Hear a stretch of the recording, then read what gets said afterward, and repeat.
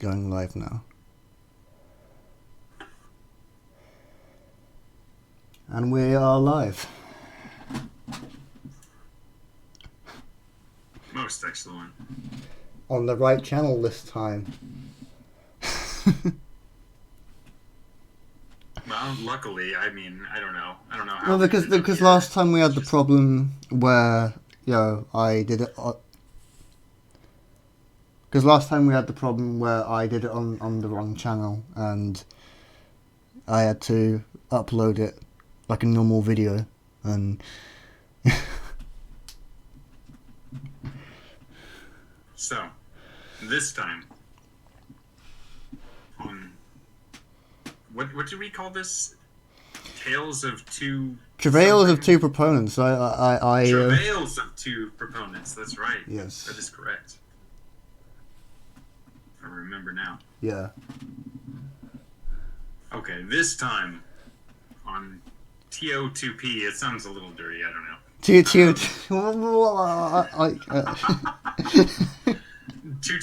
Something, I don't know. So, this time, we're talking about these next 10 years.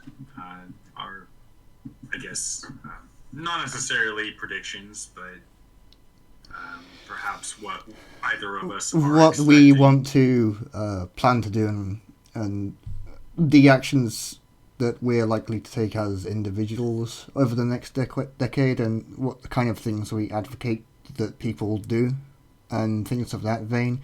I also want to talk about some recent events, and also our any progress that has been made with regards to our and similar movements over the last decade as well. Indeed. Which for many people will be probably the entirety of their interest in the movement, since it was really the Zeitgeist movement which sparked off the majority of the support for the RBE as a concept and movement. So, I think that's a place that we should start. Actually, is a bit of talking about this decade and where it's brought us. I think that would be a good place to start. Yeah, indeed. So, from my understanding, the initial wave of RBE proponents came with the Zeitgeist movement, and that sort of it sort of peaked around 2012 and had a steady decline from then on out. It was still very popular in through 2014 to 15 onwards, but you don't hear that much about the actual movement itself. Yeah, I would say that that's never really been the case. I mean, even when it was at its height, the Zeitgeist movement, TZM, was pretty underreported on. I mean, and it wasn't very loud outside of that. It didn't really make its presence known. There were events, there were plenty of videos online if you knew where to look for them, but there was never any organized propaganda campaign that you would see or expect to see with a lot of other movements. Things, and what I am thinking of when I say that is things like the American, the Tea Party, the conservatives who were able to amass a rather large following and employed a huge amount of propaganda in order to further their interests in what was only, maybe 2 or 3 years of existing. I think it also has to do with the fact that the founder of the movement, Peter Joseph, has sort of become more... He sort of looked inside himself now, and is more sort of focused on personal endeavors, namely his Interreflections movie, which I think is it released? Is it still in development? Is it in what game developers call and that's not a game, it's a film, but game developers have this term called development hell, where basically a game is in development for so long and it just ends up either getting released super late to where it doesn't compete with other titles, or is just never released. You know, it's interesting that you say that. Did you hear that they are offering private showings for a fairly decent price here in the United States? So it is actually on its way out. I will give you a date and some details here momentarily. I just need to grab them out. So, $30 for a standard ticket and a $75 supporter VIP ticket. It runs from 4:30 p.m. to 11:30 p.m. Let me see if I can find the date here. On January 26th of 2020. So it's come a long way, but it has been worked on for quite a few years. I mean, it is a small production. It is a sort of a small production team that's building this massive scale project for a team of their size, and I think, judging from the trailers, it seems like something that's quite decent quality. I'm not sure how well it will convey its message. Yes. Well, and I think that we should comment on the fact that Peter Joseph is principally an artist, right? And I wanted to also say that I think, compared to many other individuals who found themselves in this position where they were suddenly either famous or infamous for their actions or their productions, I think that it was really rather interesting and unique that Peter Joseph decided to step away from the leadership position at TZM, at least in name anyways. I don't think that he really has much of an option when it comes to the control structure of TZM. They still defer to him largely, is what I understand.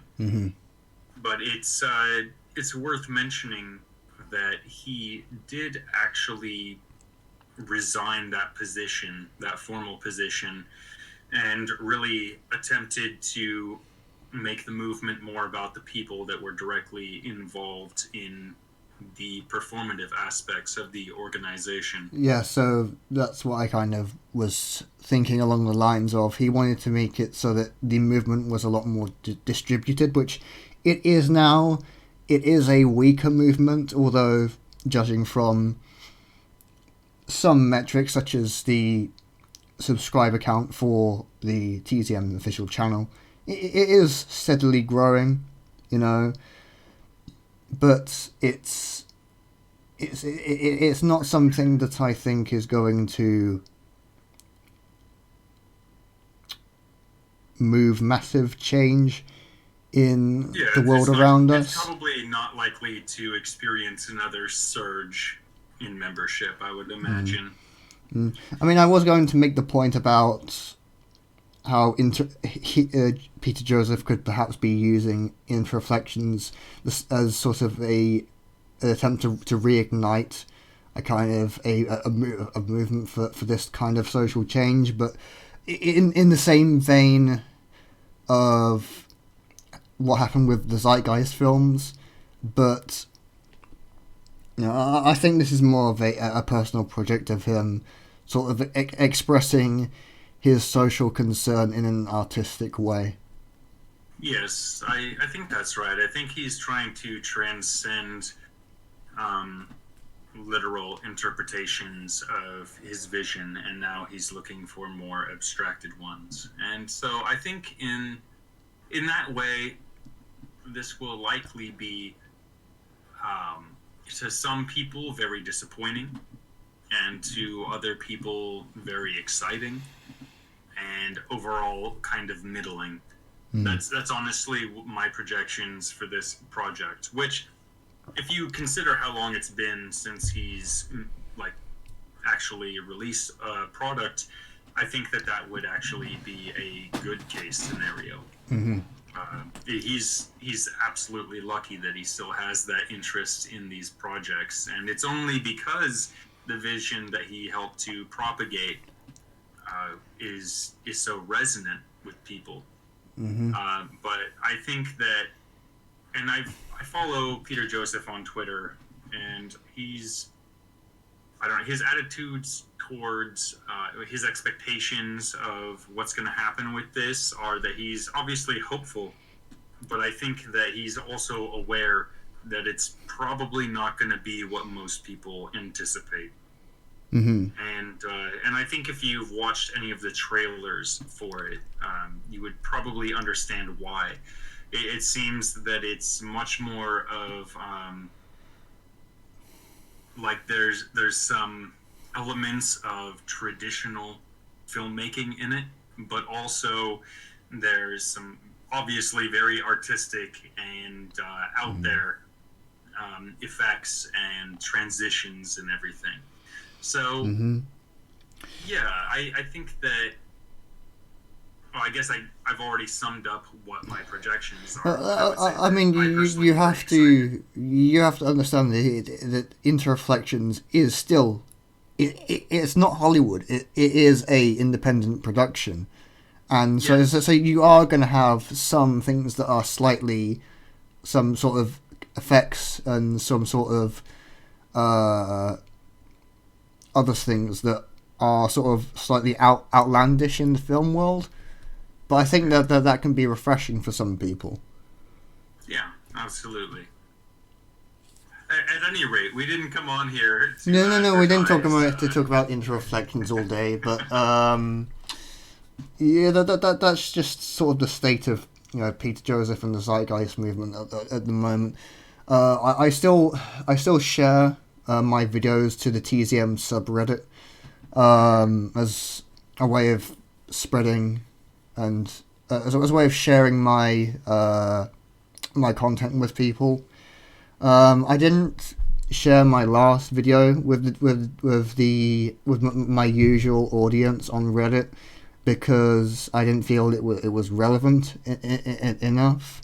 Like if I posted my last Misanthropy? Yeah, my recent Misanthropy video on say on a post-scarcity subreddit or a TZM subreddit, I think, well, what's this?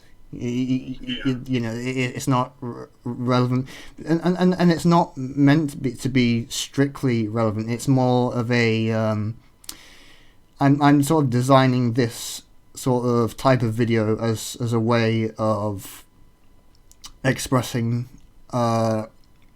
myself and my points of view on specific things that are either to do with contemporary society or specific arguments that people are making or whatever it may be. So I did one on misanthropy because it's something I saw in different movements, namely not really specifically environmental and animal rights movements, but I just thought that there is a strain of, say, misguided hatred for basically all humans within some strains of environmentalism, for example. And I sort of tried to counter that in my most recent video. But I digress. It's basically a way for me to express myself on issues that aren't strictly to do with RBEs or community or anything of that vein. Sure, yeah. But I do think that it is, to return to Interreflections. I do think that is a good launching pad for beginning this conversation. Yeah. In terms of speaking on what the next 10 years will really hold for RBE proponents and supporters, and also what our projections or our anticipations may be. Yeah. What I think is a good thing to talk about is how even if it's a slow development, the Venus product is still it's still I wouldn't say growing in support, but it's growing in its development. It's not something that by its nature needs huge mass approval. It's something that's more of a it's more of a private endeavor within the organization itself to try and actually create a proof of concept for what a prototype of this kind of new system that we want to create. And that's and I think it will get there and it will serve its purpose, and it will to some extent do its job in inspiring people to create their own projects. That they have this thing going on in Brazil called the Brazil Project, and they're doing work there. And I think that's really great in terms of an organisation that's already been at it for nearly 40 years now. Yeah. But most people won't be, obviously, most people won't be involved in projects like that. So I think that we should speak more to the average individual's inclusion. And I think that my position right now is the same that it was, several months ago when we first started this series, is just that we need individuals who are willing to, unfortunately, if you live in America, probably assumes or amass some amount of debt in order to receive some sort of practical education in a STEM field in order to make some sort of positive contribution towards steering our current societies towards the type of future that we want. And I think that we need to stop looking at this as an all or nothing sort of a situation. A lot of people that I talk to become disheartened when they realize that an RBE probably isn't going to just be established in the next 10 or 20 or maybe even 50 years.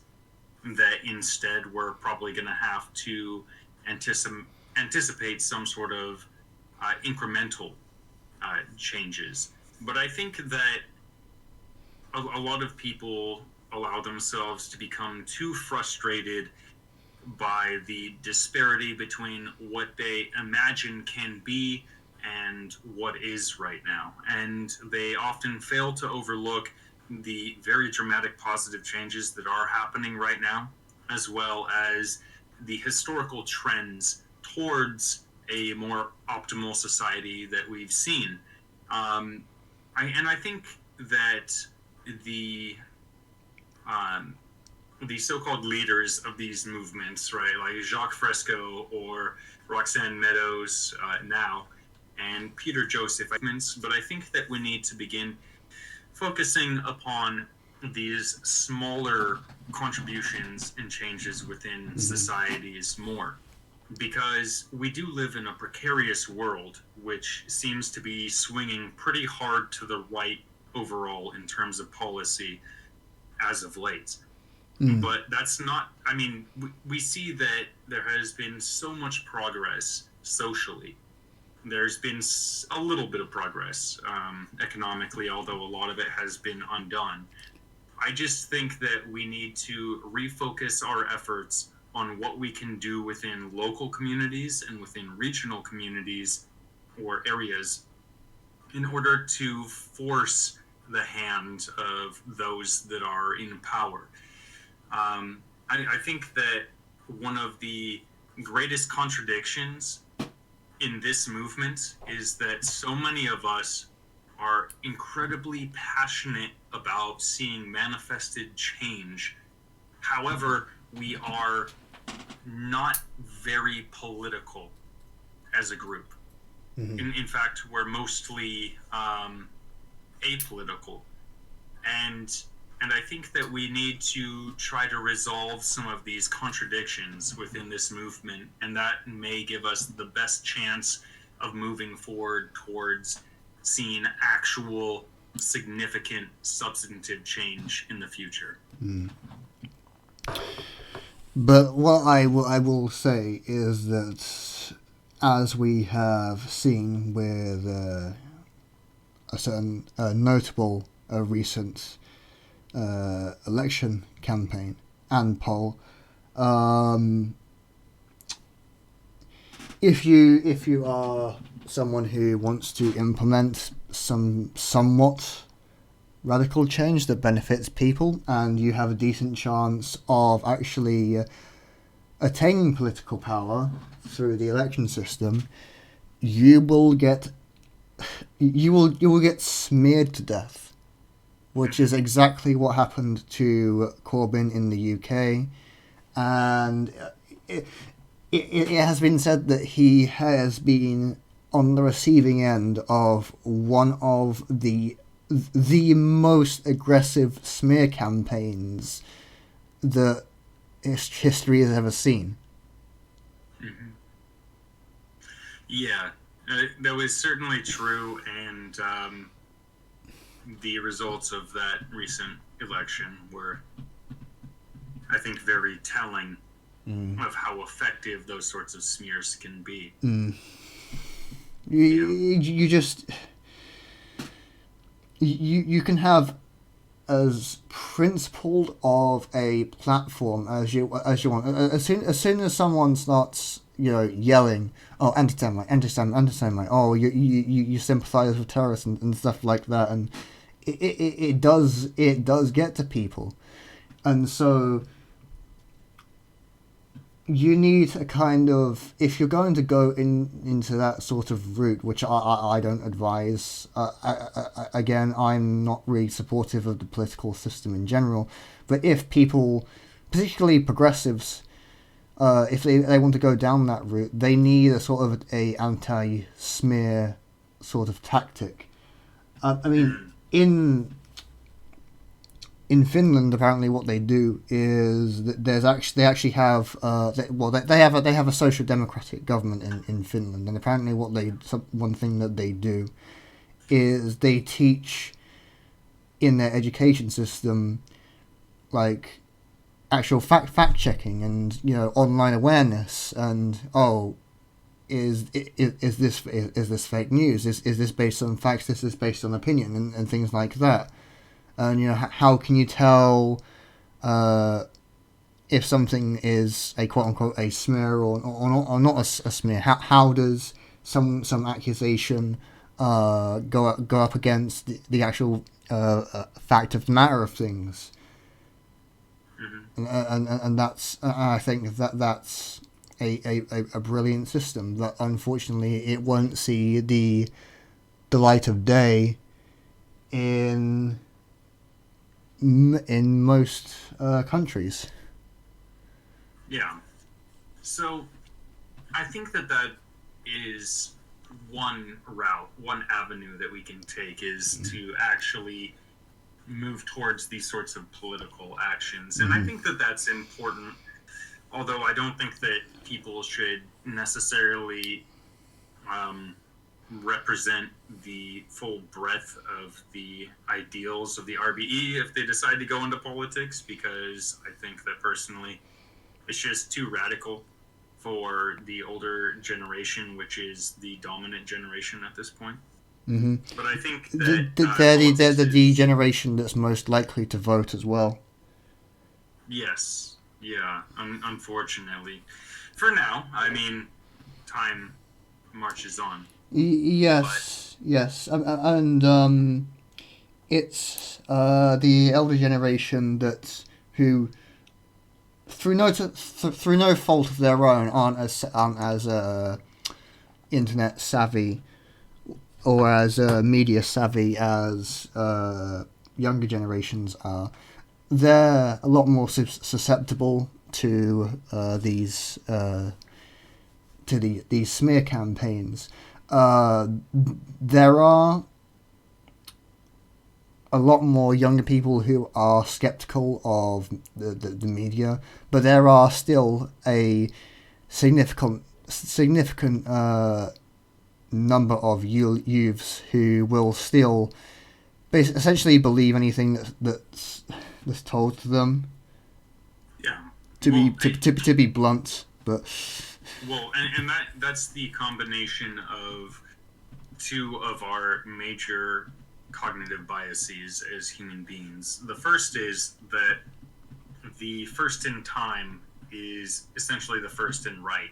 And usually that's applied to politics, but what I mean by saying that here is that the first idea that you're exposed to is generally the one that is most planted in your mind going forward. Most people, when they first encounter a new piece of information which they are not familiar with, or like arguments which represent some position on that phenomena or whatever it is, that tends to be what they adopt, is that argumentation that they first come into contact with, whether it be politics or perspectives on how to take care of natural resources, whatever the case may be. And the second thing is that people tend to, when they encounter information or argumentation which contradicts their held position, they tend to, instead of changing their position, they tend to reject the new argumentation and instead find ways to reinforce their current position. And as I said, these are tendencies. These are not absolutes. People violate this all the time.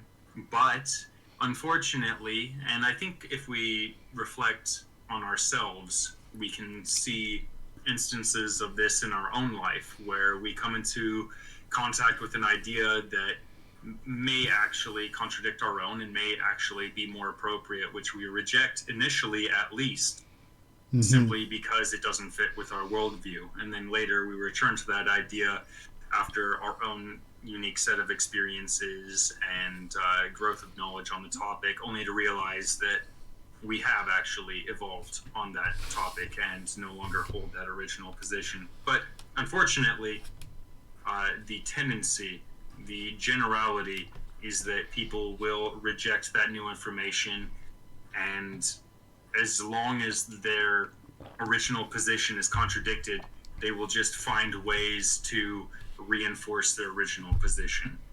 And that's why the scientific method is so incredibly important, because it instills a level of humility in people where when they encounter a new argument or a new position, instead of outright rejecting it, they go to the evidence.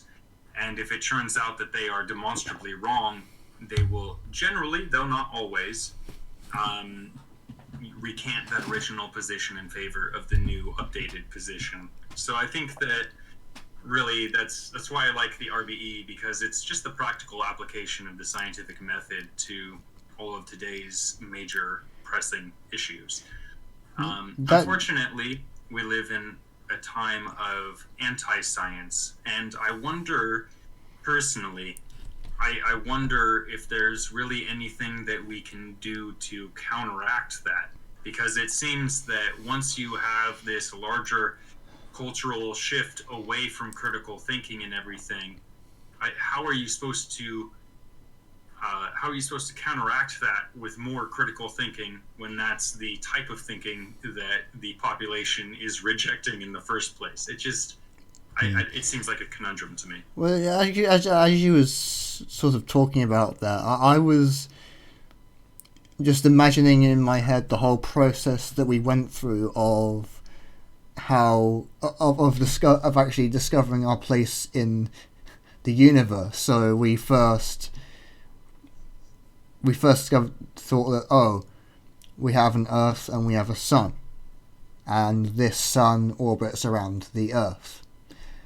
And then there was the heliocentric view, where we discovered that the Earth orbits around the sun, and we discovered all these planets that are also around the sun, and we formulated this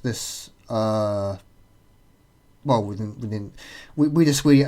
made a discovery of our solar system, and we discovered what those bright lights in the sky actually were. They were other stars. They were other stellar systems, and that's sort of the scientific method interacting with preconceived notions of how the world the world is. During this process, there was a lot of conflict between what the science actually said and what particularly religions believed were to be the case. So that there were a lot of beliefs about I'm not talking about in modern times. I'm talking about hundreds and hundreds of years ago, or perhaps even thousands. That there was the belief that the Earth was flat. There was the belief that the Milky Way was some pattern in the sky that had to be worshipped, or something like belief like that. But then science basically discovered what these things actually were, and then there was no question about it. The science was correct. But there was still a conflict there, where some people actually still believed in those misconceived notions. Mm-hmm. Yeah, and so I think that touches on an important point, which is it is very possible that we'll continue to see forward progress. I didn't mean to insinuate that I don't think that we're going to make any. No, I wasn't implying about anything about that. I was commenting on my thought processes. I was sort of making the analogy of how we got to where we are in terms of our view of the universe. Yeah, I think though that I'd like to focus on just the point of we do see these progresses, mm-hmm. We do see these movements forward, but we also see that things tend to there tends to be a movement and then a counter movement, right? Mm-hmm. And then it seems that after a significant amount of time, perspectives shift towards the new perspective. Mm-hmm. However, it seems that we still have this tendency as a society to counteract to new information and to move the opposite direction. And the natural cycle is to slowly the populace adopts the new idea, but that happens over a period of X many decades or centuries even, depending on how contentious the topic is. I just wonder if my original point wasn't that I don't think that we're going to get beyond thinking in the ways that we do now. My point is, will we move beyond these perspectives in time to make the types of significant change that we need to adapt to the new circumstances that we find ourselves in? Obviously, yeah. I think that us adopting the RBE way of thinking is critically important. I just wonder how we can accelerate this process of widespread acceptance of that sort of critical thinking and everything in a country that seems to be rejecting much of this critical thought and analysis in modern times. So this sort of brings me to sort of my ideas for how to sort of go forward. And I guess I'm sort of going to work backwards on this, because I was originally going to explain how I would move outwards, how I would start initially, and then how I would expand outwards. But I'm going to be talking about something else which would come later, but is still very, very important, I feel. And that is what I kind of conceive as a sort of incremental deconditioning. I don't want to sound like some sort of totalitarian person, whatever, but I feel that there needs to be sort of a miniature stage of some form of breaking people's conditioning from the sort of from the attitudes and systems that we live within now, so that they would be more accepting of and be more open to these new things that they'll be introduced to.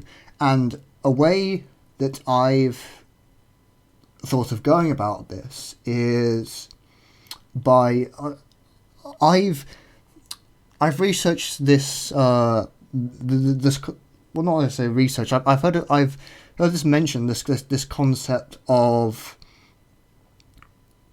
neuroplasticity, and or is it neuroplasticity or neuroelasticity or something like that? And basically, it's the willingness and the ease of accepting new ideas and new information to the brain. As a child, your neuroplasticity is very high. You want to learn. You are very accepting of new ideas, etc., etc. And then as you grow older, the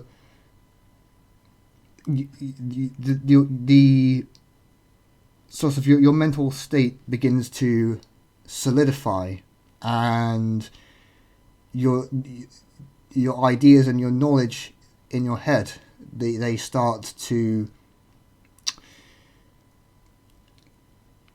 everything becomes a lot more instilled and a lot harder to change. It's why it's part of the reason why people who grow up in a certain environment, it's hard for them to change their behavior, because they've been brought up a certain way, and so it's hard for them to change once they're an adult. A way to sort of make an adult's sort of thinking more elastic again and more sort of flowing is to expose them to a high degree of creativity. So get them, set up art workshops, for example. Get them involved in the arts. Get them, you know, building things. Get them, just get them being creative, and getting them involved in different forms of play even, and yes, that will in turn make them, it will sort of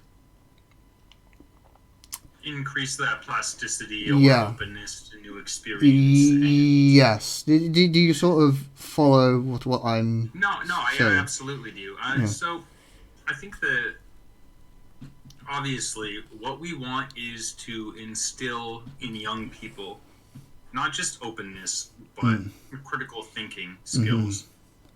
creativity, imagination. We want individuals also to cultivate a sense of empathy and to make sure that they're always curious. I think that that's the big thing that you're driving at, is that we need to increase curiosity in general. Yes, and we need to make it. We need to kind of instill this sort of.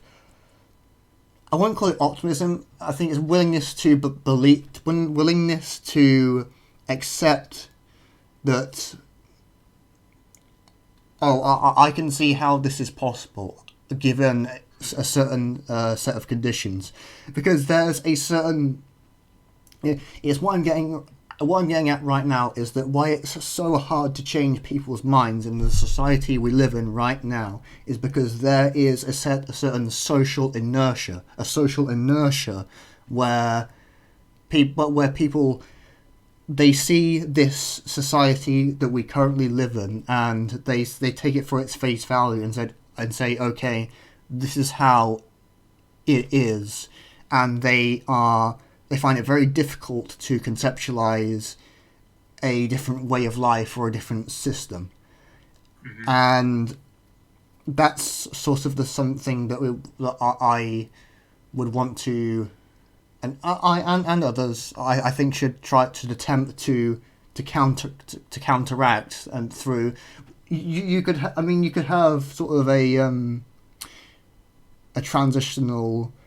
Not really. This would be way before like an RBE. This would be sort of a transitional community where people wouldn't stay. They would go there, and they would be provided with all these sort of these stimuli that would make them more accepting of these ideas. So you could,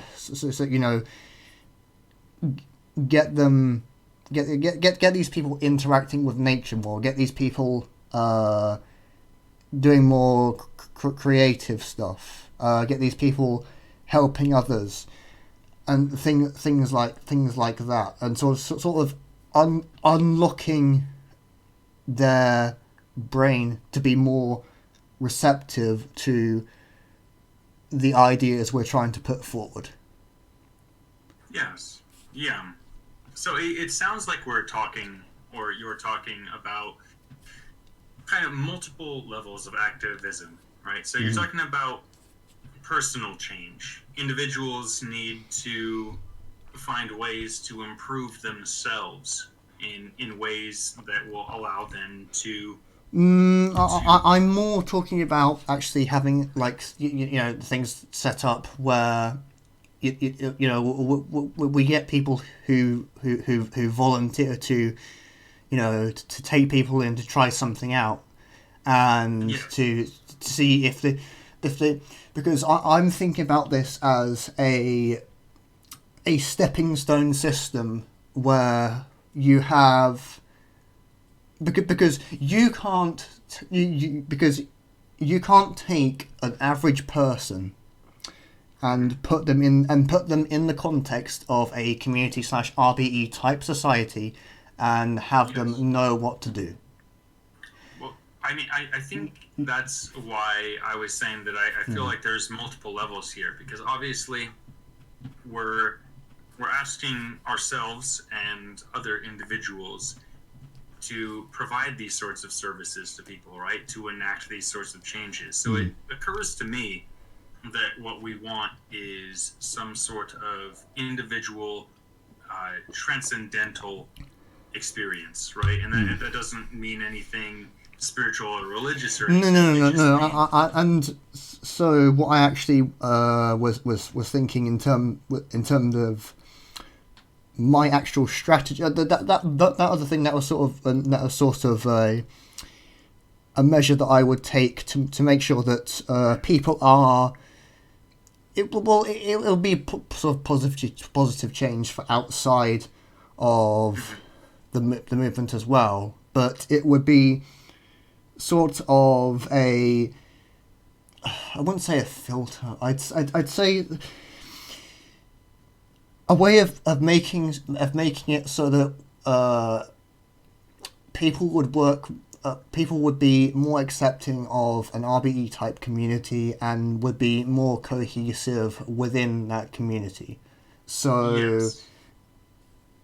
Well, what I mean by a stepping stone system is, so you would say, okay, they go through this process of, sort of breaking the conditioning, and then they go to like sort of like the next stage or which would be whatever, and then eventually they would be sort of accepted into a transitional community as such. hmm But that's sort of mid stage. yes. That's sort of mid stage stuff. hmm Um, my strategy initially, as in literally the next 5 years or so, is to build some sort of self sufficiency within my own home and build some sort of resource pool, some sort of maker space, things of that vein, so that I'm able to know how to build, say, a home energy system where I can grow some of my own food, where I can produce some things on my own instead of going to buy them and things like that. And then once I have sort of this base, I'll begin to share and expand this abundance with Yes. people around me, and then it wouldn't be that's not the creation of the community. That sort of that sort of proliferating the sort of the concepts to try to get people to be more accepting of things like access and open source and sharing resources and things like that. So it would start with a, say, I don't know, because I have like plans to sort of build sort of a mini workshop. I have plans which is where all of these things would come from, and then from there, I would think about sort of producing a surplus and distributing that with other people, and then expanding from there.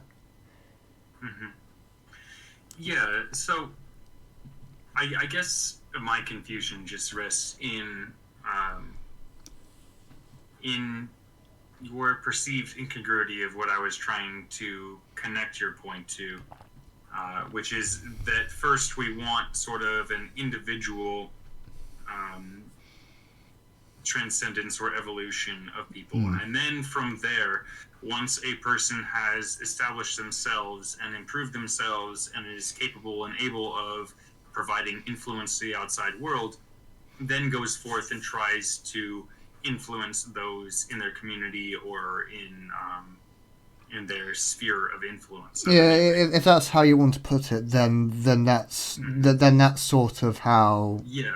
Yeah. I was being more abstracted. I think that you're trying to be very concrete. Like my yes. So I'm more along the lines of, okay, what's actually going to, or I'm actually going to. I mean, I'm you come more from the line of art in art in your hobbies. I'm an IT engineer. So there's sort of a difference in the language being used, but it sort of means the same thing. Yeah. No, yeah, I absolutely. I think, yeah, I'm glad that we came to that agreement because I was really trying to reiterate what you were saying, but in Yeah. a more generalized way. Yeah. I think that in terms of the types of actions that we can take as individuals, obviously that's a very practical vision or anticipation. Obviously, you're already making plans, and me and you are involved in other communities of people who are obviously making similar plans and want to kind of expand out in those ways, whether it's workshops or small dedicated communities, or sharing programs within extant communities. Yeah, I think that definitely makes sense. I think that we need a sort of concerted effort, if not on a political level, then definitely on a sociological level, though.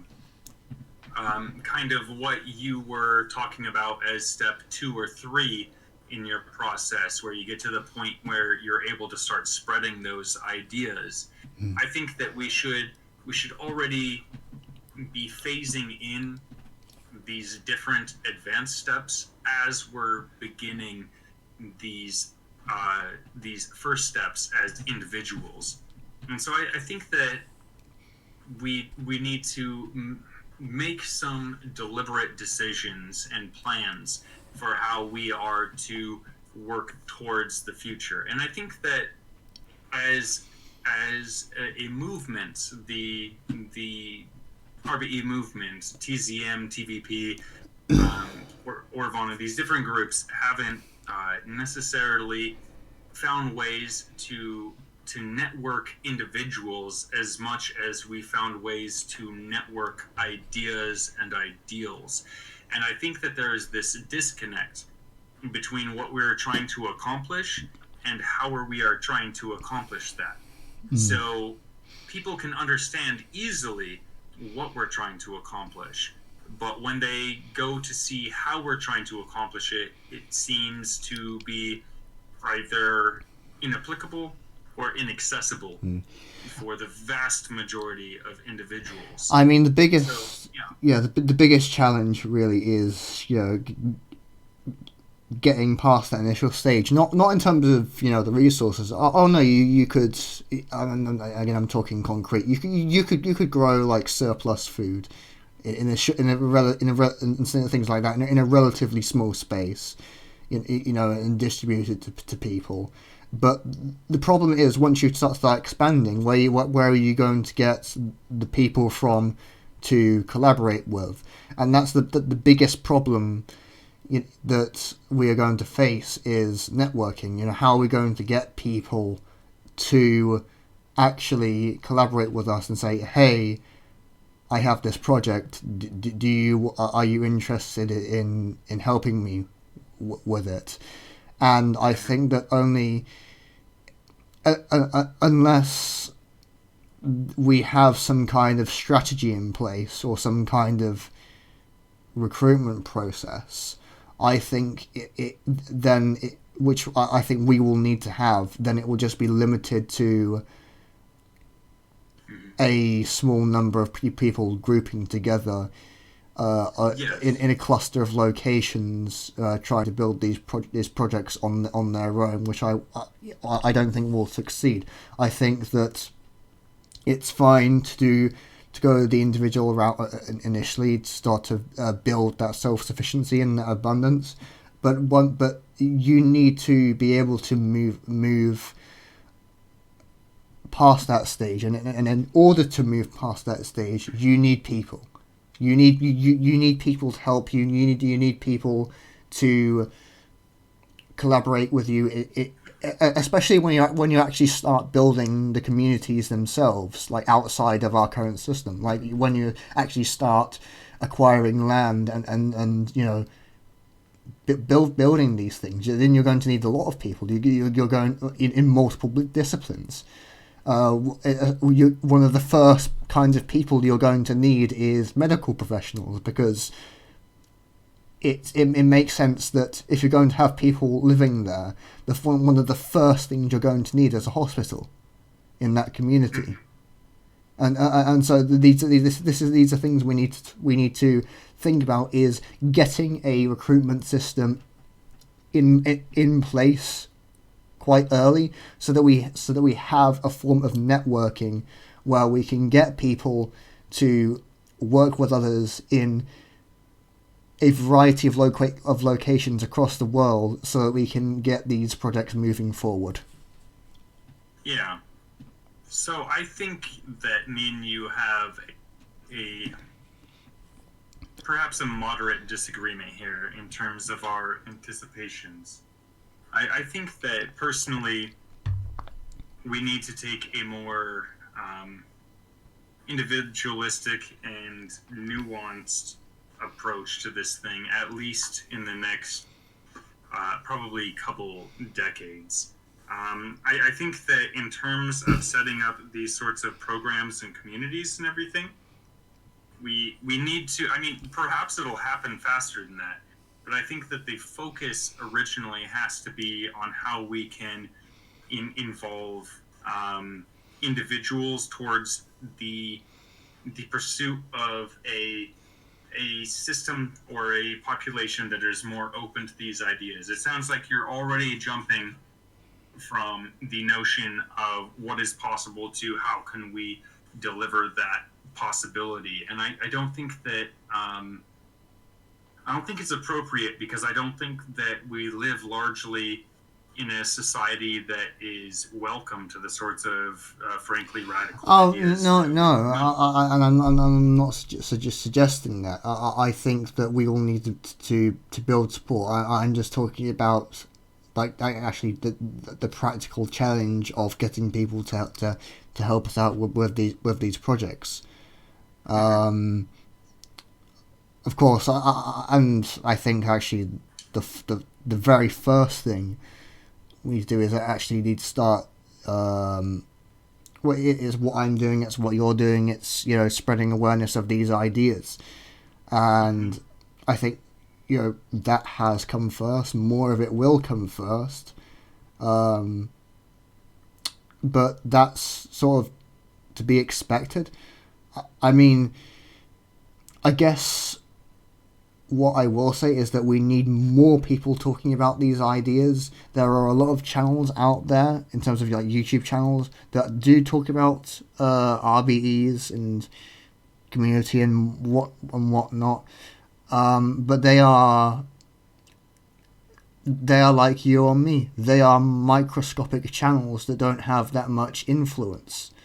And so I think that's one of the first things we need to do is we need to grow that support in terms of spreading these ideas around. Yeah, absolutely. I think that the scope of ideas is important to focus on. So me and you are right now having a real-time conversation on what we think is appropriate in order to communicate to people, in order to recruit individuals into our metaphorical fold. And we have two live viewers on this stream that basically hardly anyone is listening to. Yeah. And that's the scale of our reach. Beyond the YouTube channel, though, because me and you obviously interact with individuals. These two viewers would interact with individuals of their own within their social spheres and everything. So I'm not commenting just on who we can reach immediately, but in terms of who we can reach in terms of our ideas being spread by word of mouth or text or whatever. So I think that my scope of ideas, what I've been focusing on more and more recently, is abandoning speaking about the RBE. Instead, I talk about ideas that are central to the notion of the RBE, but which also, on their own, appeal to individuals' sense of reality. Yes. So, and a way of doing that is sort of going into detail with people, sort of breaking the idea down, not necessarily as an RBE, but as because, and this is sort of another minute point I wanted to make, is that the terms RBE or capitalism or communism or whatever, in their proper defined terms, it is useful in sort of contexts of closed groups where everyone is kind of clued up on everything and things like that. Outside of that, when we're talking to the when we're talking to the general public, it's we need to be talking just more about the ideas. Okay, so this is the idea of access. This is the idea of a gift economy. This is the idea of, you know, a collaborative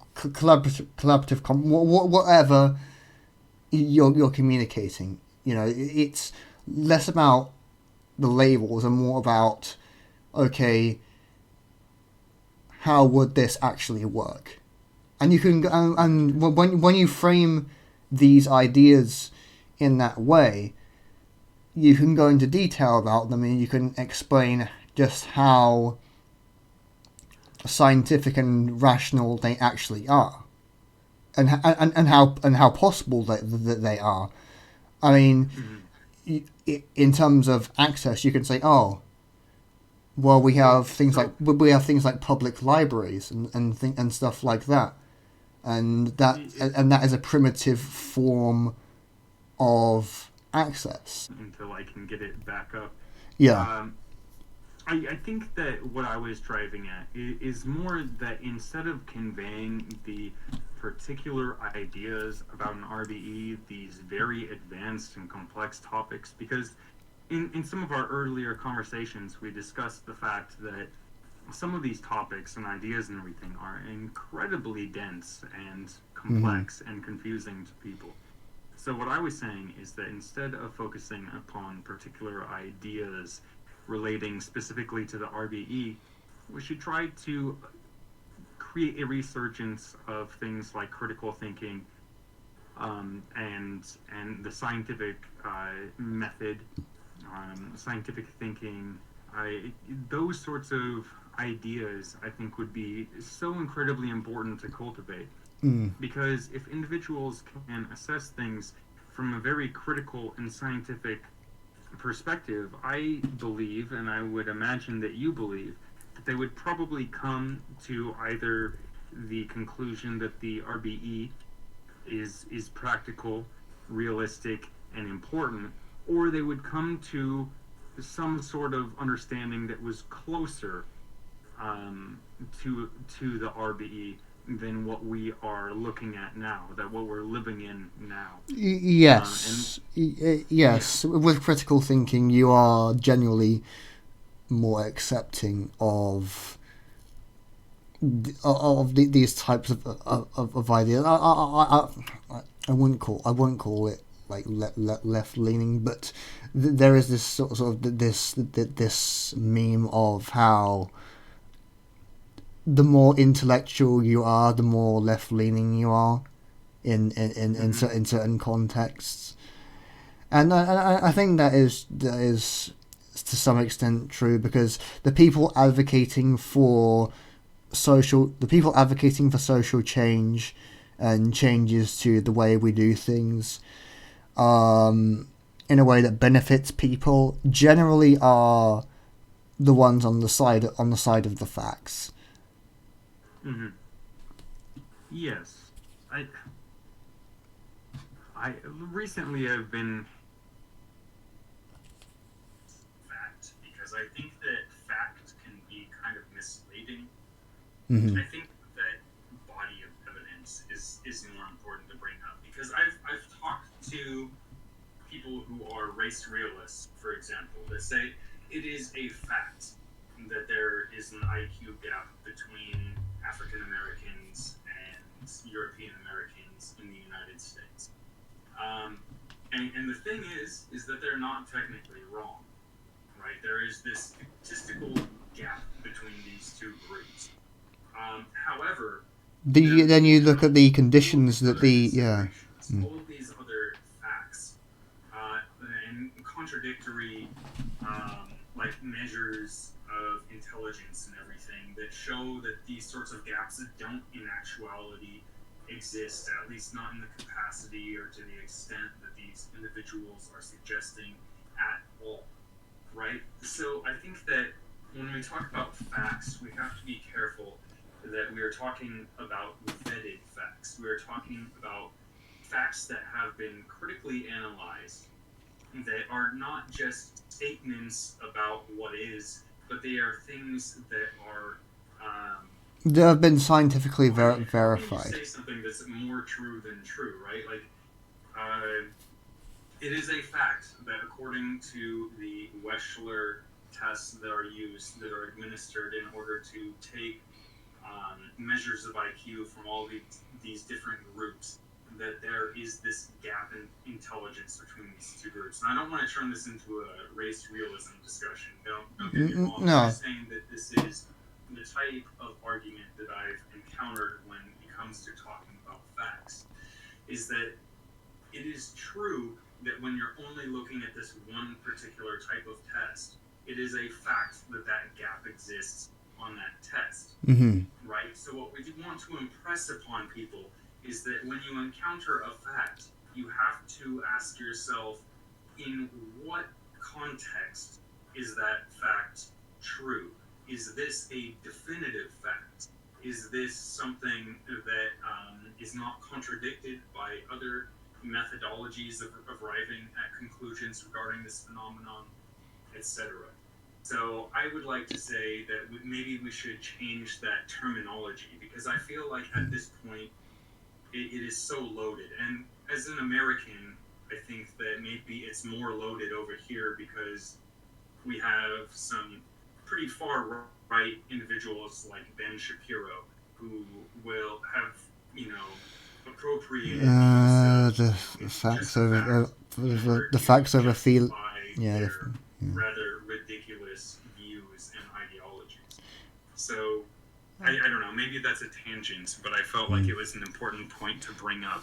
I just wanted to shout out something about Ben Shapiro, about one of his vids when he was talking about like climate change. We was talking about just you can relocate if your house goes underwater, and then the H bomber guy made a vid and it's just like, sell the houses to who, Ben? Fucking Aquaman. Yeah, sorry. Once, I don't know what happened there, but I was talking on my phone and my computer automatically connected to this conversation again and kicked me off on my phone, so I missed the first half of what you were saying. That was very odd. Yeah, I was just really talking about how H bomber guy made a response to Ben Shapiro's video on climate change. It basically is Ben Shapiro basically said, if you want to you can, if your house goes underwater, you can just relocate. And then H bomber guy responded with quite a humorous way, saying, "Sell the houses to who, Ben? Fucking Aquaman." I think I saw that one. Yeah. Yeah. Well, yeah, and that's the thing, is that you can make these statements that can be factual but are not accurate, or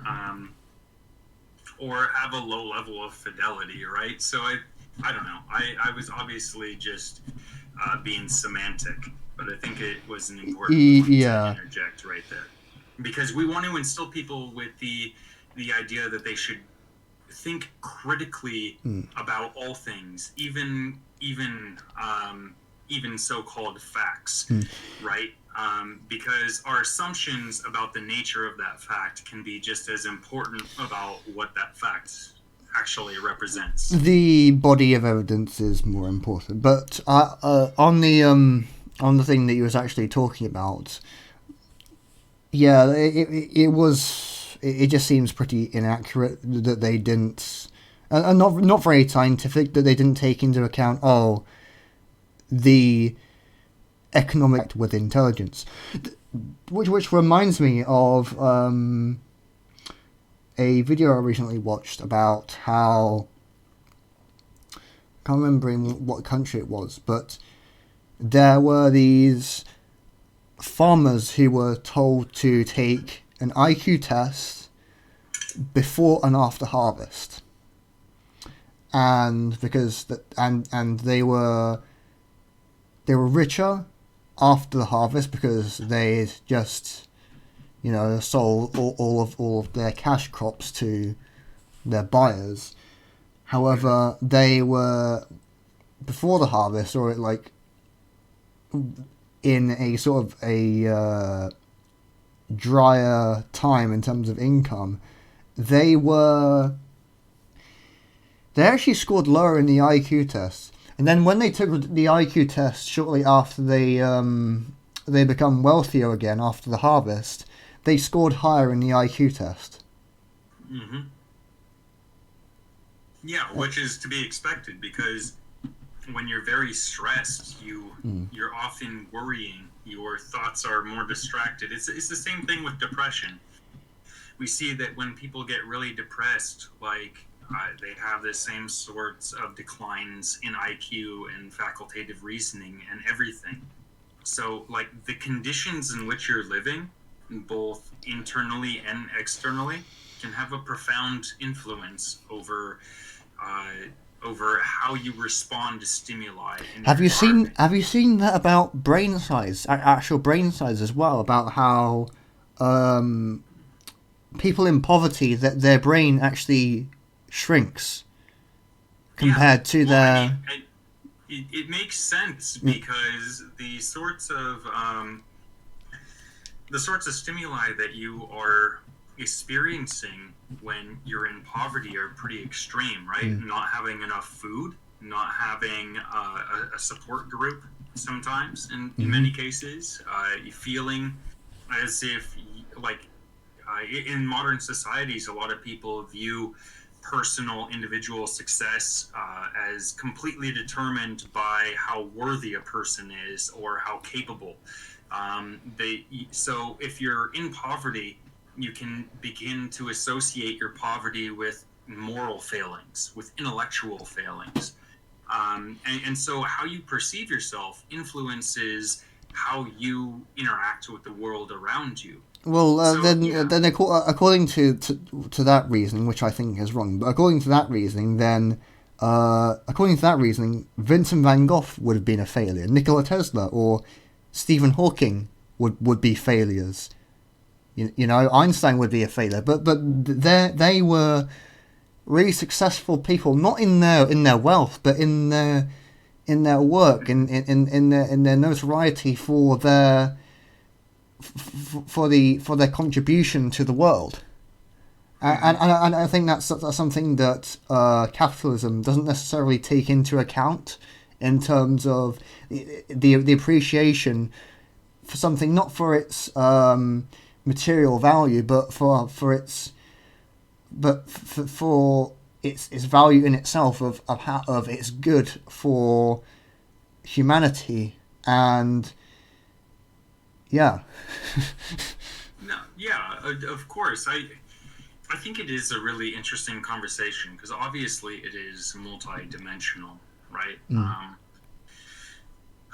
Individual accomplishments, how you influence the world about you, isn't what makes some people feel like they're successful.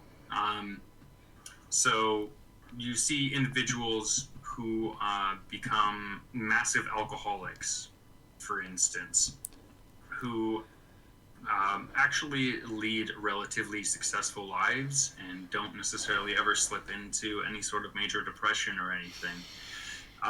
Their sorts of their internal reality, their internal conditions are generally pretty positive. They overlook the fact that they are addicted to alcohol in favor of instead choosing to look at other ways to measure their individual or personal success. So you'll see somebody who is a functional alcoholic, and this is why they call being a functional alcoholic more dangerous in many cases than being a dysfunctional alcoholic, because it allows you to take external stimuli, the alcohol, and literally poison yourself over time while maintaining a very serene internal or atmospheric condition or whatever. Your psychology is positive overall. So you'll see people that die really young from this functional alcoholism because they are unable to link how they're feeling inside with how they're feeling on the outside, or what their experience is on the outside. Namely, they don't associate their deteriorating health with the fact that they're continuing to consume large amounts of alcohol. They just view it as, oh, that's life. You live, you die. So obviously there is this interaction between how we see ourselves internally and what we are experiencing on the outside.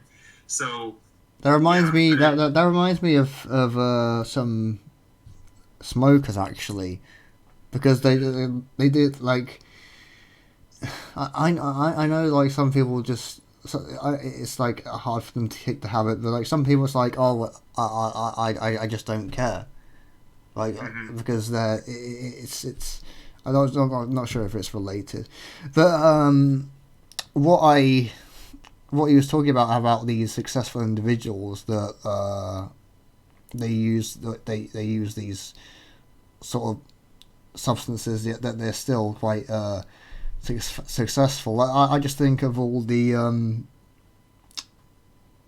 the musicians and the rock stars that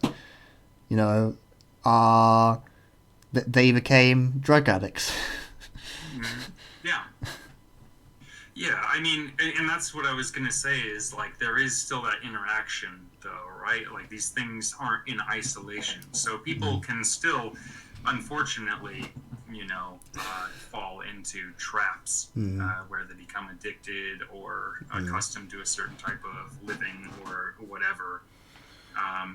So it is really interesting to bring that up, though, because obviously you need to be cognizant of how you're treating yourself, but also how your external reality, the world around you, is impacting you. I had a point. I can't remember where we were going. We sort of rambled off, talking about, like, I think it sort of started going off the rails when we started talking about, like, alcoholism and stuff like that. We always end up going down this route in our streams. It seems to be a recurring theme. Yes. Well, we don't structure our casts, Surprise, surprise, we don't have... well, because it's a small stream. We only have two of us here. So, no, I'm not talking about the audience. I'm talking about us. Yes. No, so So we talked about before the alcoholism and everything. We were talking about. So we talked about individual transcendence. We talked about, like, spreading these ideas and critical thinking, and we were talking about critical thinking, more accepting of ideas, and then we sort of talked about something else, and then we went on to this tangent. Yeah, we're talking about some, like how depression, how individuals' perspectives of themselves and everything can impact their appreciation of reality. Yeah, so anyways, to, like, backtrack, several steps. We were talking about... we was talking about how how economic conditions shape intelligence and stuff like that. Yeah.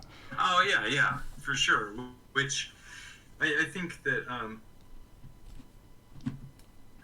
we're verging on some like really big ideas about social justice, equity, how an individual can kind of work towards the ideals that we want to see manifested in the world around us, but also has to be cognizant of the types of limitations that they are bound to interact with. So Yes, and that's kind of why I talk about these things in a very concrete fashion, because I'm thinking logically about, okay, I'm limited in this way. What can I do? Like what actual? There's a very mechanical thought process. What actual things can I do right now, in a relatively short amount of time, and then work from there. You know. Yeah, I mean, I think of my activism as being a balance between obviously having to take care of myself and the ones that I love, and also wanting to take care of these really important interests that I have regarding the RBE and my sorts of particular activism or other interests. So I think for me personally, what I want to see happen is I want to see individuals influencing other individuals to make these very basic foundational changes to their perspectives. And you can encourage these sorts of growths just by encouraging people, by bringing up things and piquing interest or curiosity in individuals. And I think that we need to start there, and we need to begin to understand that the health of the society around us, to a very profound extent, influences the health of us inside of ourselves. So, Yes. really, at the same time that we want to be influencing those around us, we need to be trying to improve ourselves and everything, because I think that we just need a healthier society in order to get that more progressive society. And I feel like nowadays, obviously because the entire game is rigged. I mean, it just is. I think that a lot of people get very consumed in this defeated sense of what they can accomplish, which is I can only accomplish what is within my means, and so they begin to get very narrowly focused on what they can do to marginally improve their condition. And what I think a lot of people fail to realize in our Western societies, at least, is just that it doesn't necessarily, like, the importance of our existence isn't just in ourselves, it's in the people around us and everything. It is in seeing the people that we love succeed and be happy and to be warmed and like enlightened or uplifted by our actions. That's what's ultimately important for most people. Most people don't really care about getting wealthy or starting very important movements or anything like that. They just want to see that the people around them are okay, and that makes them feel more okay. So we need to focus on personal development at the same time that we're focusing on interpersonal development. And we need to come up with more progressive models or methodologies for doing this. And so we need active individual contribution from a large variety of people. So it's easy to say, well, I'm going to spend more time with my family and they're going to be happier and that'll make me happier. It's easier to do something like that. It's not as easy to come up with a way to improve the social cohesion of your small community around you, especially when we live in an age where most people don't know any of their neighbors any further than perhaps knowing their name so they can get back into their apartment if they left their key to the building somewhere. Mm. So I think that there are practical considerations that we can choose to make that will improve not just individuals' lives, but the lives of all those people around them, which has kind of this snowball effect. And my basis for assuming this is just we've all met the people who are like the life of the party, or who just naturally get along with everyone, who attract attention, and who make things more bearable in general.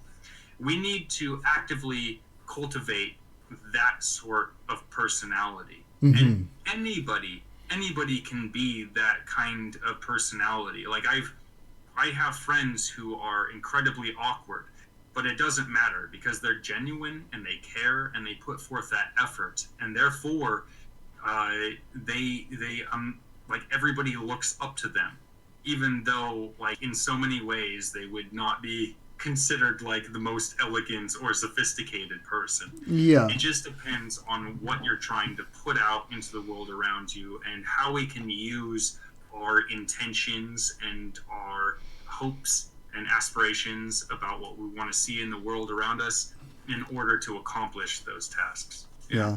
And about what you said about people not knowing their neighbours, I actually think a good step would be to cultivate a sense of, well, really to restore a sense of community in our neighbours and in our local communities, because for a long time there was a time historically when you did know quite a few people around you that were outside of your social circle, and even though things weren't as favourable then, there was still a sense of cohesion there, and I think that we need to, again, even though sort of my methodology for for the long term would be most likely very, very different from yours. A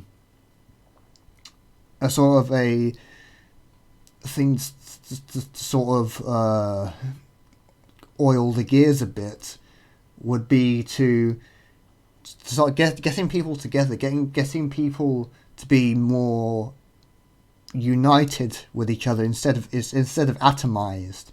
Making people more social and collaborative with each other now, and in terms of making and cultivating various ways to do that. And I think that things we could do well within the system now is, we could build, providing you have the networking to do it, is to build sort of things like youth clubs and social clubs that get people together and doing certain activities and making people feel like they're part of a community. And that could be a sort of tie-in with what I was talking about earlier about neuroplasticity, and also introducing people to new ideas. So you could have like a social club, for example, that does all these sorts of things, like a cookery workshop, or whether it's a film club or what have you. And then you could start to, you wouldn't really call it access or whatever, but you would start to introduce these ideas to these people where you have this thing or that thing, and that's everyone's here. That's everyone's. Like everyone can use it because it's a shared thing. Mm-hmm. And you can start to cultivate these ideas within these social clubs within people, and you can start to go about things that way. and you can do that within the current system. Mm-hmm. Yeah, of course, and I think that's an important point. The last thing that you said, you can do that within the current system. I think that's such an important point to like rest on. Is just that there is so much rhetoric within the RBE movement of how we should deconstruct things or reconstruct things or get rid of. I'm in favor of what I would like to call a clean break transition, but I still recognize that there is a lot of preliminary work that we have to do now within our current system. You know. Yeah. Absolutely. So we need to focus on ways that we can work within this current paradigm. And the thing is that people are generally interested in having good connections. Of course, people are generally interested in finding interesting, cool ways to connect with the people around them. Of course, we just need to find ways to turn these interests into actual actual activities and everything that can help to propagate the sorts of perspectives that we are offering or that we're advocating for. Mm-hmm. And I think that that's really it's difficult because right now we have a society that's set up in such a way where everything is a competing interest. Like if you spend 2 hours doing this one thing, that means that you don't have time to do this other thing. And obviously the reason that that's important is because you have to go and work X amount of hours in order to just survive. So I think that what we need to do is we need to find ways to put out these different perspectives and everything that do not really require that people sacrifice other parts of their lives in order to participate. Yeah, Instead, they could just apply those principles as they were going through their life. Like, I think that was kind of the problem with, like, the TZM and TVP, is to be involved, you had to allocate all this time and energy that maybe you don't even have in order to participate. And I think that's unreasonable. I think that we need to focus first upon what people can qualitatively change within their life. And this idea of building a sense of collaboration, a sense of society and community through these sort of these networks and these activities clubs and things like that are kind of inspired from what's already going on in universities in my country, and it might be the same with colleges in America, where you have these societies that they're called societies, and they're basically these clubs that are tailored to a specific interest. So you have, for example, a film society, a media society, a rock music society, and you have people coming together, and in this case students in universities, and they're united by a shared interest, and they share their appreciation for a specific thing with each other. And I think that's the sort of the inspiration for the idea that I just illustrated. Mm-hmm. Yeah.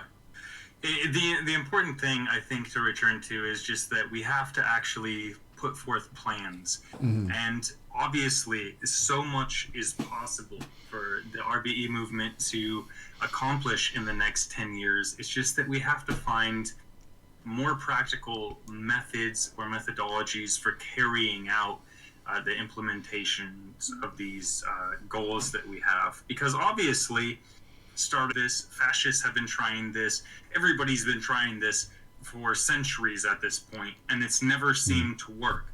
I mean, we need to answer the questions. You know, where are the people going to come from? Where are the resources going to come from? These are very important questions. You know, and this is what's being actually used as a smear against progressives, ironically, is the classic "where's the money going to come from?" And in our case, where's the resources going to come from? Where are the people? Where are the volunteers going to come from? Etc. Etc. And the answer has to be that it has to be a movement of the population, of the people, right? Like it has to be an inspired act that's inclusive and everything. And I think you're right. It's like the first tactic used by opponents is that they try to isolate and externalize the idea. Like, okay, so that's your, like, this is what they would say hypothetically. Okay, so that's your utopia, but how do you get those resources? How are you going to do any of this? Where are people going to get these resources? How are they going to accomplish like these tasks? And that's the first thing that we really need to counteract in the next 10 years is we need to remove that perceived barrier between the ideas that we're promoting and the current reality, because most people already obviously want to have like more cohesive societies to live in. Everyone wants less crime. Everyone wants to see the homeless problem, the mental illness problem, all of these different if nothing else. Yeah, and I think that the actually in these next 10 years, I think it is feasible that you could like someone, maybe me or someone else, could go from individual to building their own little community and whatnot. But that wouldn't be the solution. That would be getting the people to live there and whatnot. That wouldn't be the solution. That would be a proof of concept. And I think it's important that we need to stress this. What we're building at this point in time is a proof of concept so that we can say, okay, this is the model that we are pursuing. This is actually some like a micro scale thing that's in action, and this is how this works, and it's a working model.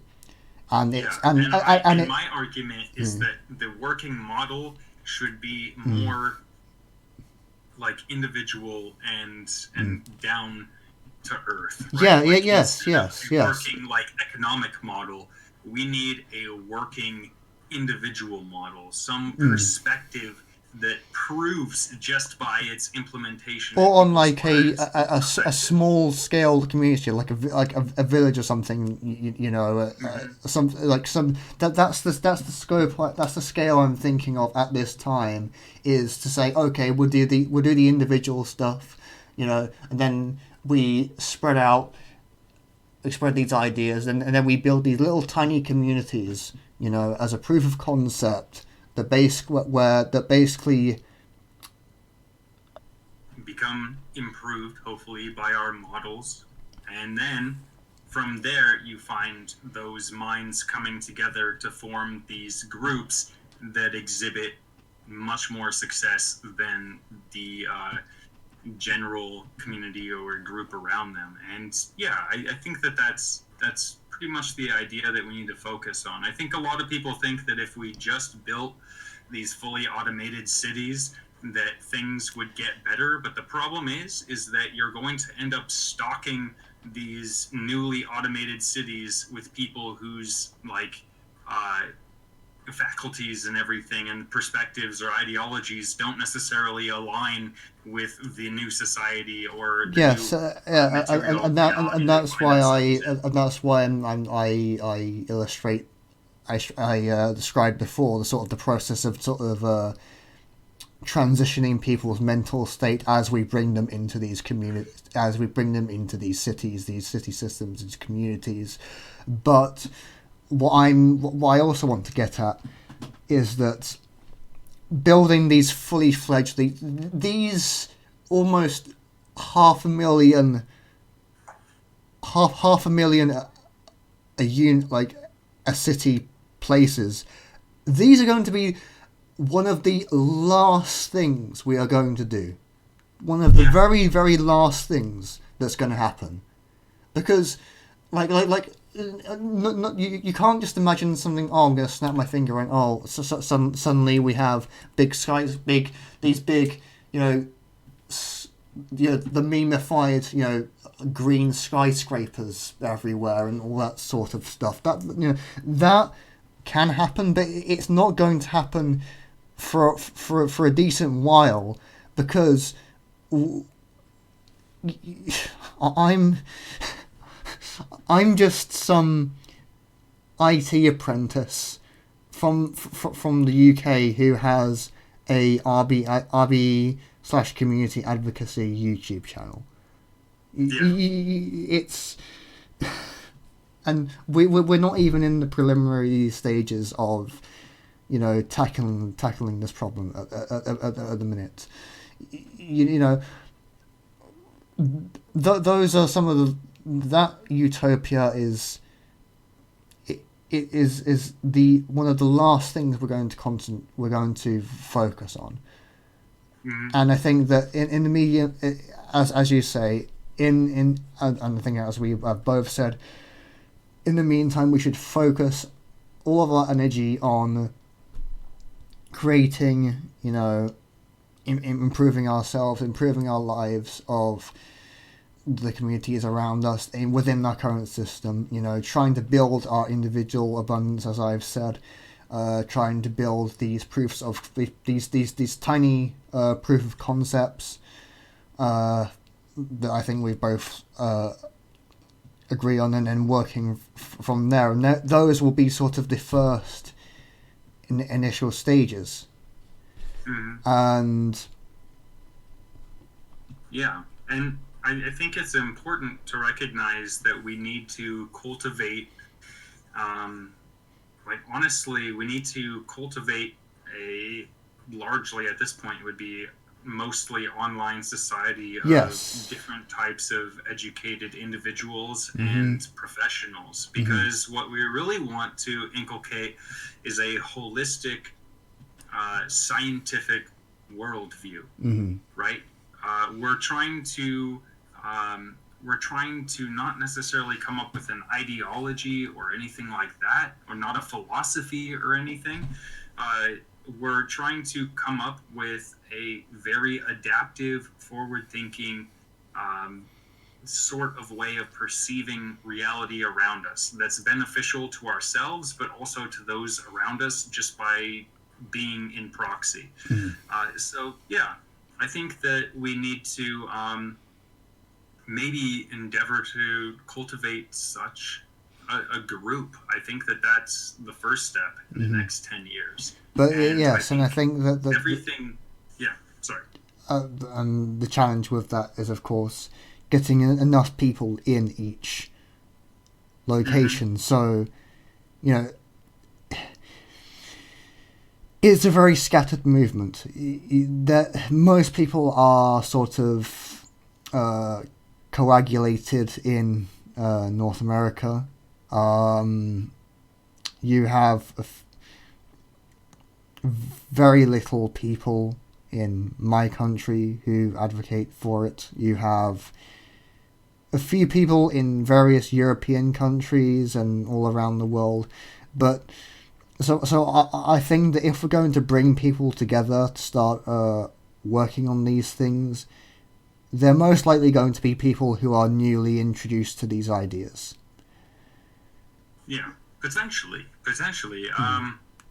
I think that, a big important step moving forward, maybe we can use the current forum that we have, which is just these live streaming videos, and maybe we can really start bringing in more individuals, which means me and you need to be responsible for finding individuals that are willing to come on and just voice their perspectives or opinions on things, or their professional prescriptions. Yeah, and we need to sort of bring these people on board and sort of give them a voice and sort of try to sort of bring them on board with our ideas. Mm-hmm. Because that's what we're really trying to get across, is that we want people to be heard. We want people to be understood, to understand reality. I'm just and to be able imagining. to adapt I'm to just that is the imagining. important thing. I'm just imagining how amazing it would be if we were to say, to go on Joe Rogan, or something like that, or something like that. Even though it's never going to happen, because that would just unlock a much wider audience. Yeah. Well, I mean, things like that might be possible, but you have to get it started, right? And I think at this point, you have to get a plane to LA and stuff like that. And it's just, it's a very ambitious project, so it has to be approached ambitiously. And I feel like we have not done that. But, you know, it's we both have lives. That's kind of the challenge, right? Balancing life with interest. Yeah, I mean, the guy has had people I've never heard of on there, and then he's had people, he's had Kyle Kalinske on there. He's had, and then he has like people like, it just have Elon Musk like smoke cigars like on your stream, like. Yeah, no. So at any rate, I think that the main point of this entire conversation is that the next 10 years are pretty much come down to what we make of it. So what we anticipate happening is that things will actually get started on these very basic levels. I mean, things don't have to be, we don't have to live in an RBE world in 10 years. But we do need to make sure that we're progressing in that direction, and particularly towards the end of the decade, with some deal of momentum. Exactly. But I think the first sort of couple of years of the next decade, the first few years, we need to sort of be sowing the seeds for the progress that will ensue. Yeah, absolutely. And I think that that's totally possible. But to do that, we need to begin to be much more inclusive and actively so. Because I think that really it comes down to whether or not we are able to provide that sort of forum. And I mean, I think that we have a good idea that is differentiated dramatically from things like TZM or TVP. I think we have this vague new idea that we need to flesh out and work on and implement, and maybe we'll actually be able to see some results. Yeah, and I think we need. I think we need to sort of create a formal document or something, sort of a staging of our of a transition. So it wouldn't be the end all be all, but it would sort of we would need to create a concrete sort of vision of how we would go actually go about this. So I would sort of split this into, say, early transition, mid transition, and late track through them from there. Yeah. I mean, I think, like, once again, like what you were saying, is that we need to actually come up with almost like a manifesto, but not as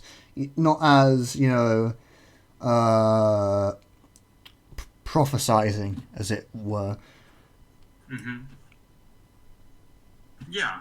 Well, I mean, so maybe that's ultimately what we should focus on. And in the meantime, me and you should create like a Google Doc or something like right now at the end of the stream. But at the same time, what we need to do is begin recruiting more voices and everything. I think people need to be involved. People need to be heard at this point. And that's ultimately what we should be focusing on moving forward, is getting people heard, involved. Yeah. And how long have we been streaming for now? Oh man, it's been a while. A couple hours maybe at this point, perhaps. I think that it has been quite decent. We've had a few comments from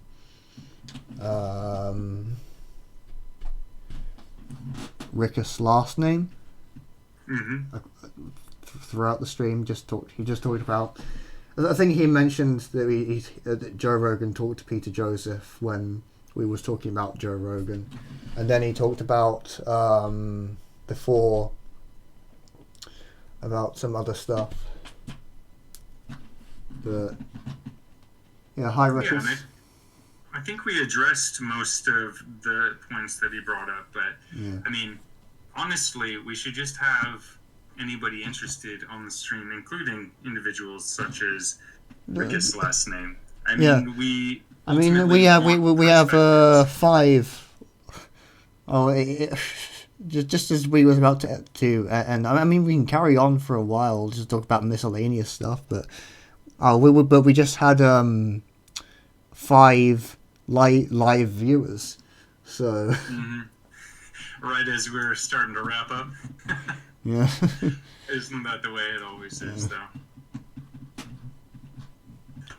Yeah, I think that what we should focus on, I mean, I think we should wrap this one up. I think that we did more of an structured, more informal cast this time. Maybe in the new year we can do an addendum or move on to speaking about education. We could actually have a more structured conversation again. This arrangement was more or less hastily thrown together. Me and you haven't really because for a while. But I just thought it would be appropriate because I really wanted to sort of get this in before the new year, and because I thought it should be sort of the 2020 should mark the start of a new transition, as it were. We should start setting goals for how we should transition into a better world. And so I just thought it was because we're about to start a new year, a new decade. Timely. That's the word. Yeah. Absolutely. Well, hey, I've got to go cook some burritos Del Mar. But let's arrange in the near future for another cast here and do this again. Yeah, absolutely. Yeah, sure. Very soon. Anyway, thank you all of you that for watching, especially those who will be viewing this stream later. Which will be most of you when I start sharing this and whatnot. So yeah, I wish you all a very, very happy new year, and yeah, salutations. Goodbye. Thank you, Adam. Take care.